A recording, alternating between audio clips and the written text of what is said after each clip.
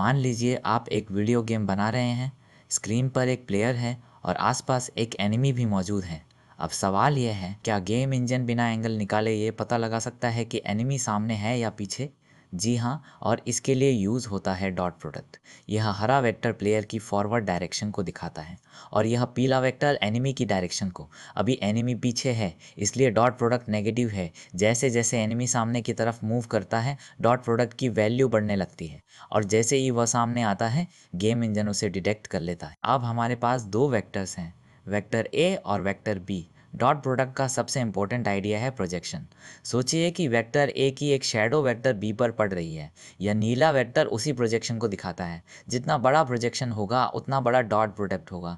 इसी से हमें फॉर्मूला मिलता है, ए डॉट बी बराबर magnitude of A multiplied by magnitude of B multiplied by cos theta. Theta यहाँ दोनों वेक्टर्स के बीच का एंगल है। अब ध्यान दीजिए, जैसे जैसे एंगल बढ़ता है, प्रोजेक्शन कम होता है।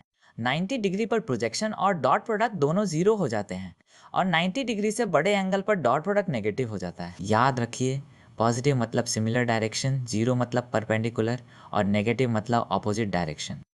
अब यही चीज़ अलजेब्रिक तरीके से देखते हैं। मान लीजिए वेक्टर ए है 3,2 और वेक्टर बी है 4,-1। डॉट प्रोडक्ट निकालने के लिए हम सेम एक्सिस कंपोनेंट्स को मल्टीप्लाई करते हैं। 3 इंटू 4 बराबर 12, 2 इंटू -1 बराबर -2। अब दोनों को जोड़ते हैं, 12 प्लस -2 इक्वल टू 10, यानी इन दोनों वेक्टर्स का डॉट प्रोडक्ट 10 है और इससे हमें जनरल फॉर्मूला मिलता है, ax प्लस ay अब एक इंटरेस्टिंग सवाल, जियोमेट्रिक और अलजेब्रिक फार्मूला एक ही रिजल्ट कैसे देते हैं? इसके लिए हम एक तीसरा वेक्टर बनाते हैं और लॉ ऑफ कोसाइंस का इस्तेमाल करते हैं। इक्वेशन को सिंप्लीफाई करने के बाद डॉट प्रोडक्ट वाला टर्म सामने आता है।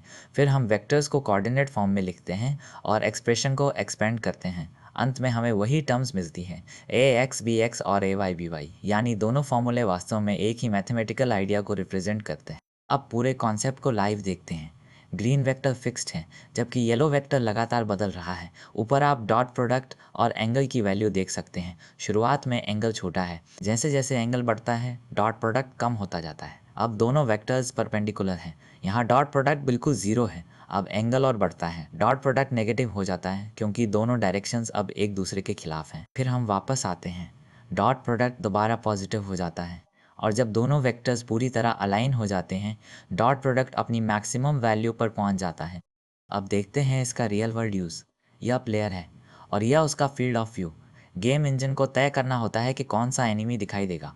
पहला एनिमी प्लेयर की देखने के डायरेक्शन के काफ़ी क्लोज है, इसलिए डॉट प्रोडक्ट थ्रेशोल्ड से बड़ा है और वह डिटेक्ट हो जाता है। दूसरा एनिमी काफ़ी दूर है, इसका डॉट प्रोडक्ट छोटा है, इसलिए गेम इंजन उसे इग्नोर कर देता है। इसी टेक्निक का इस्तेमाल गेम्स में एनिमी डिटेक्शन, एआई विज़न और टारगेट सिलेक्शन के लिए किया जाता है। अगर वीडियो पसंद आई हो तो लाइक और सब्सक्राइब ज़रूर कीजिए। मिलते हैं अगले वीडियो में।